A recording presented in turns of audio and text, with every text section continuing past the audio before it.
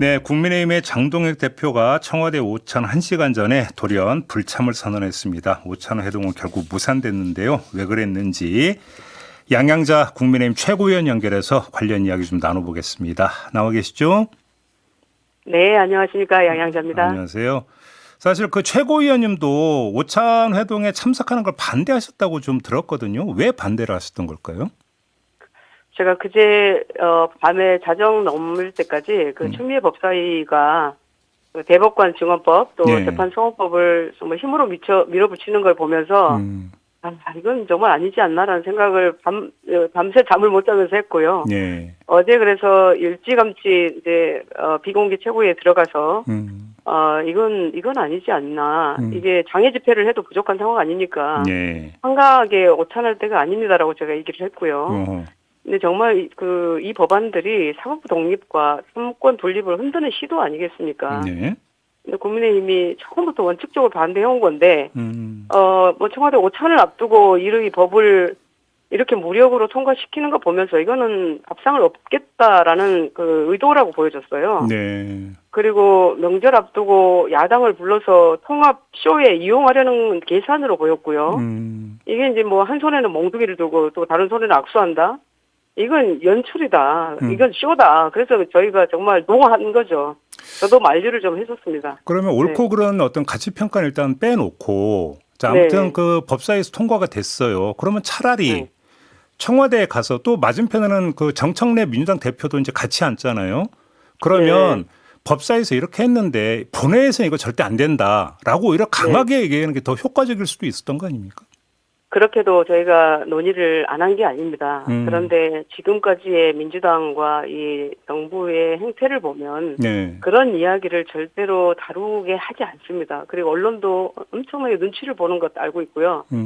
그리고 잠시 환하게 잠시 웃는 그 모습만을 계속 이렇게 언론에 노출시킬 것이 분명하고 그래서 그런 여러 가지를 그동안의 어떤 행태를 봤을 때 이거는 우리가 가서 이 정치 쇼에 함께할 의미가 없다 이렇게 판단을 한 거죠. 저희도 고심이 엄청 깊었습니다. 그럼 지금 그 최고위원께서 그걸 그렇게 다루게 하지 않을 거라고 지금 말씀 주셨는데 이게 그러면 장동혁 대표가 오찬회동에 참석을 했어도 그 얘기를 못 꺼내게 했을 거다 이런 뜻으로 지금 하신 말씀일까요?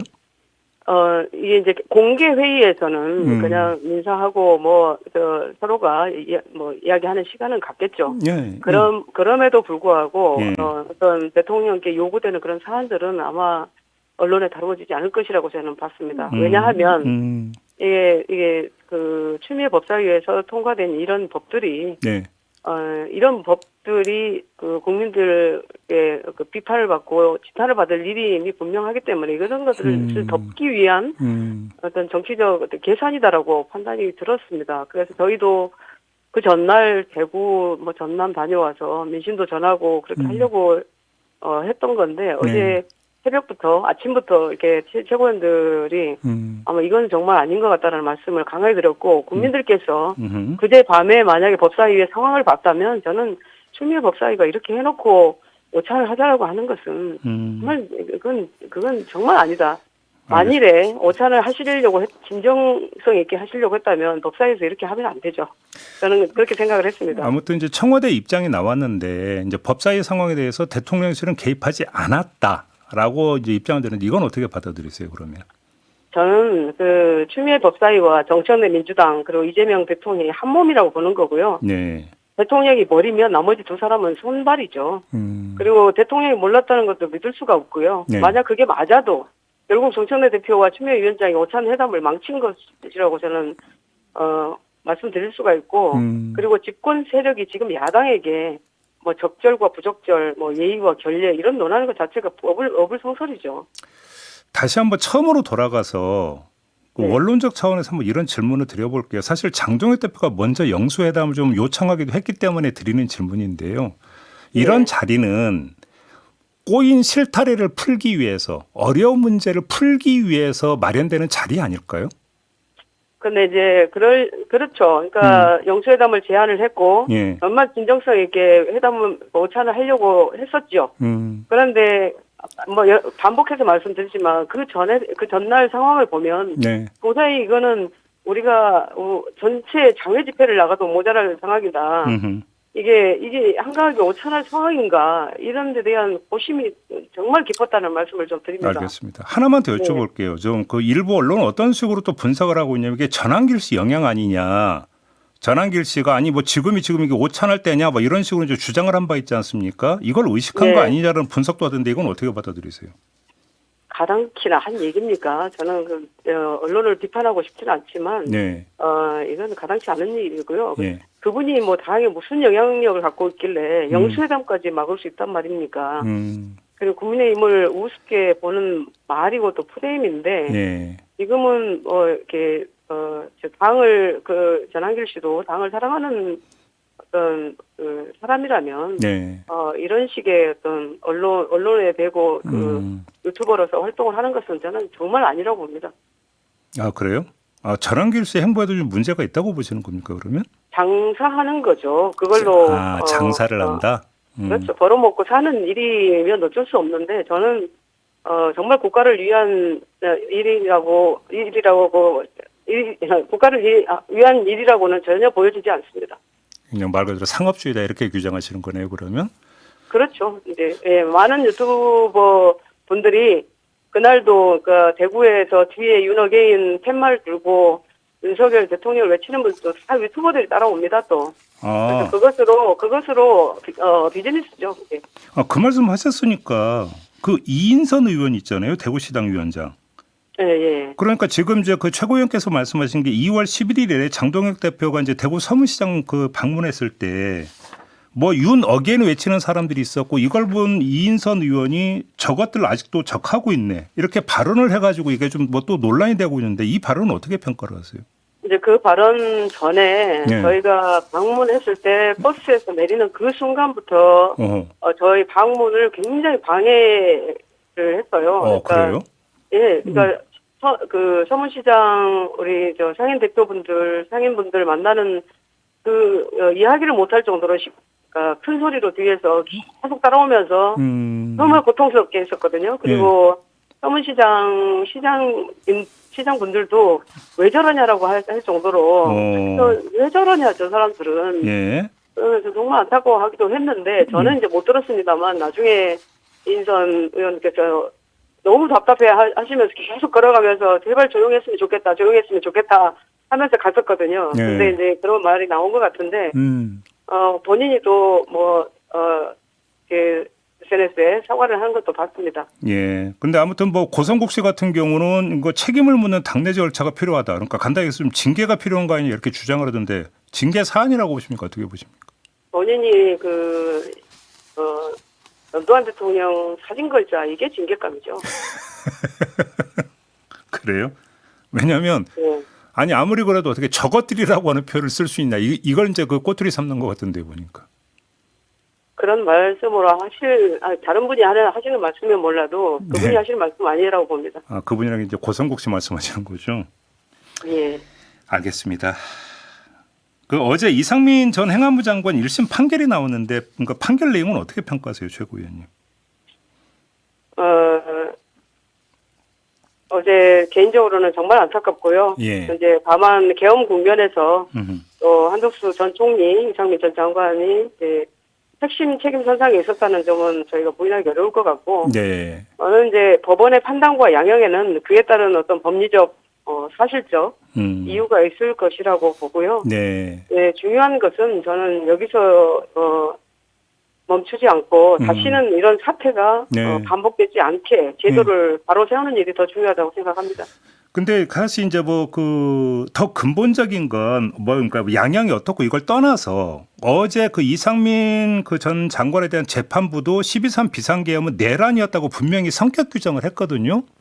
한덕수 전 총리 재판에서도 역시 똑같은 성격 규정을 했었고 그러면 이제 국민의힘도 이걸 어떤 내란이라고 하는 성격을 인정을 하고 거기에 받쳐서 좀 행보를 그을 필요는 좀 없을까요? 어떻게 보십니까? 아직까지 이제 사법 판단을 받고 있는 상황이기 때문에 지금 저희가 섣부르게 무슨 메시지를 낸다든지 이렇게 하는 것은 아직은 적절하지 않다라고 보고 있습니다. 아직은? 그러면 언제가 그 기점이 되는 겁니까? 대법원 판결까지 봐야 된다는 얘기가 되는 건가요? 그러면? 저희는 이런 사태가 반복되지 않도록 제도를 바꾸는 일에 더 매진을 해야 된다고 생각을 하고 있고요. 예. 어차피 사법부가 판단을 하고 있는 것에 대해서는 저는 당이 나서서 이야기는 할 것은 아니라고 봅니다. 그래요. 그런데 그럼 또 연결이 될 수 있는 부분이, 그러니까 조금 전에 그 최고위원도 윤 어게인 외치는 사람들 이야기를 하셨는데, 지금 국민의힘 그 지방선거 공관위원장으로 이정현 전 대표를 임명을 했는데, 이정현 대표의 이전 행적이 또 지금 보도를 탔습니다. 지난해 2월에 탄핵 반대 집회 참석자들에게 여러분이 이순신이다, 윤 어게인에 동조하는 발언을 했다라는 게 좀 보도를 탔는데, 이게 적절한 그럼 인사라고 볼 수 있는 겁니까?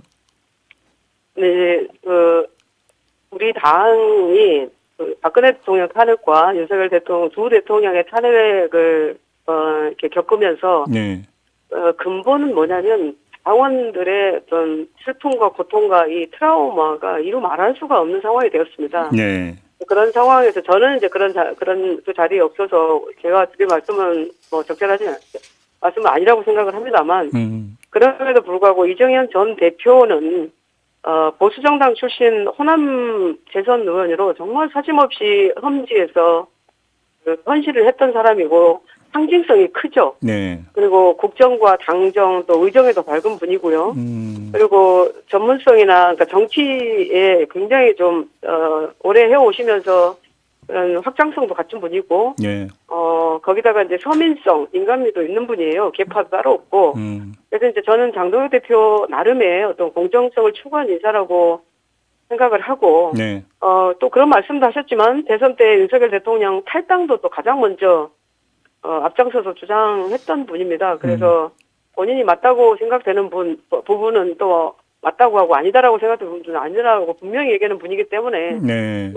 그런 어떤 지금 보도된 내용에 있어서도 예, 이야기들이 있다고 봅니다. 근데 그럼 이 보도된 내용과 관련해서 그럼 최소한 이정현 공관위원장이 본격적으로 활동을 시작하기 전에 공개적으로 이에 대해서 뭐 사과 표명이든 유감 표명이든 좀 하고 넘어가야 되는 거 아닐까요? 어떻게 보십니까? 저는 이제 당시에 어떤 그 추운 겨울에 아스팔트 위에서 고통을 감내하면서 탄핵 반대를 외쳤던 그 당원들을 향한 어떤 말이었다고 보기 때문에 당을 살리기 위한 그분들에게 위로의 말이었다라고 생각을 합니다. 예. 그럼에도 불구하고 이정현 전 대표께서 스스로가 그게 적절하지 않았다라고 하면 이게 스스로가 말씀을 하시는 게 맞다라고 생각을 합니다. 본인이 판단할 문제다. 네, 네. 근데 사실 이정현 공관위원장 하면 그 박근혜 전 대통령과 뗄래야 뗄 수 없는 관계를 형성하고 있는 인물이잖아요. 그리고 네, 맞습니다. 박근혜 전 대통령은 장동혁 대표 단식 때 찾아와서 단식 중단을 권유했고 그 순간에 장동혁 대표는 이 권유를 받아들여서 단식을 중단을 했었는데 혹시 그러면 두 사안을 좀 연결지어서 볼 수 있는 측면이 있을까요? 저는 그렇지 않다고 보는 것이고요. 그러니까 저는 이제 이정현 전 대표의 어떤 정치적 궤적을 보면서 이분이 어떤 그 통합이나 확장성의 메시지를 내는 것이 좋겠다라고 언젠가는 그런 역할을 하시면 좋겠다. 네. 이런 생각을 좀 깊게 해왔었습니다. 아, 그런데 이제 어제 아침에 이제 그 비공개 최고위 때 말씀을 처음으로 하시는 거 보면서 그 참고 처리를 하셨다라고 얘기를 들었습니다. 그래서 예. 그럴 만한 이유가 있었다. 저는 그렇게 생각을 합니다. 그래요. 알겠습니다. 지금 이 당내 이 징계 문제 있잖아요. 예. 지금 서울시당 윤리위원회는 고성국세에게 지금 탈당 권유를 했고요. 근데 또 배현진 의원은 또 중앙윤리위원회도 회부가 돼 있는 상황 아니겠습니까? 네. 이 징계 문제를 둘러싼 논란을 넘어선 공방이 계속되고 있는데 이 문제 어떻게 정리를 해야 된다고 생각을 하세요? 근데 이제 고성국시 징계 사유가 아까 전두환 사진 벌자, 뭐 오세훈 시장 이제 좀 저격하고 이런 네. 부분 또 서울 서부지역 폭력 사태 옹호 이런 걸 들었는데 저는 네. 원칙과 기준에 의해서 이렇게 모든 어떤 징계나 상벌이 이루어져야 된다고 보는데 네. 또 헌법을 부정하거나 역사적 정의를 왜곡하거나 네. 당을 고립시키는 행위는 당의 이름으로 용인할 수가 없죠. 네. 그리고 표현의 자유를 방패로 해서 헌정 질서 훼손을 덮을 수는 없고요. 그리고 이제 이런 해당 행위는 징계 대상이 될 수 있다라고 봅니다. 그리고 계속 반복해서 드리지만 당은 원칙과 어떤 기준 위에서 예. 성격과 책임으로 세야 되는데 음. 배현진 의원도 마찬가지입니다. 이제 뭐 친한계 숙청이냐 뭐 네. 이런 공천권 갈등이냐 이런 뭐 해석도 하시던데 그렇게 보이는 것 자체가 정말 안타깝고 송구스럽고요. 지도부로서 예, 또 예. 당의 손해라는 말씀을 좀 드립니다. 그러면 지금 그 고성국 씨에 대한 서울시당 윤리위원회의 탈당 권유 징계 의결이 예. 중앙당 지도부나 중앙윤리위원회에 의해서 다시 검토될 여지는 없고 이게 확정이 될 거다 이렇게 봐도 되는 겁니까 그러면? 시도당 윤리위의 결정은 중앙당 윤리에 보고하게 되어 있고요. 예. 당사자의 재심 청구가 있을 때 이제 중앙당에서 다시 살피게 되어 있는데 예. 그런데 당규에 정해진 절차대로 진행하면 됩니다. 예, 그게 어떤 분들의 의견에 따라 움직이는 것이 아니고 네네. 그런 과정이 있기 때문에 그런 과정에 충실해서 이행을 하면 됩니다. 알겠습니다. 마지막으로 좀 이 질문 드리겠습니다. 그 우리 최고위원님 그 네. 국회의원 보궐선거 평택을 출마 가능성이 계속 지금 그 얘기가 되고 있던데 지금 결심이 서신 겁니까? 이제 평택이 경기 남부 반도체 클러스터의 심장 아니겠습니까? 예. 그런데 평택이 대한민국 저는 성장의 전초기지가 돼야 된다고 봐요. 그래서 제가 이렇게 출마를 뭐 이렇게 권유하는 분도 있고 제안하는 분들도 있는데 예. 사실을 말씀드리면 예. 평택이 원래 당협위원장도 없었습니다. 아, 그래서 그랬어요? 예, 당협의 조직을 추스려야 되기 때문에 당협위원장 공모에서 제가 이게 신청을 했었던 상황이고 예. 그 발표를 공천과 함께 발표하겠다라는 말씀을 들었습니다. 그래서 지금 공관위에서 아마 진행을 하고 있을 것이고 저는 예. 늘 기준이 같습니다. 어찌되었든 당을 살리고 국가에 도움되는 길이라면 예. 뭐 몸을 갈아 넣겠다라는 책임을 다하겠다라는 그런 말씀을 드립니다. 그 뭐 그러니까 출마를 기정사실로 봐도 되겠구만요. 그러면 말씀하시는 거 보니까. 그죠? 최고위원님? 저는 당이 결정하는 바에 따르겠습니다. 네. 알겠습니다. 오늘 이야기 여기까지 진행하겠습니다. 고맙습니다. 최고위원님. 감사합니다. 네, 양양자 네. 국민의힘 최고위원과 함께했습니다.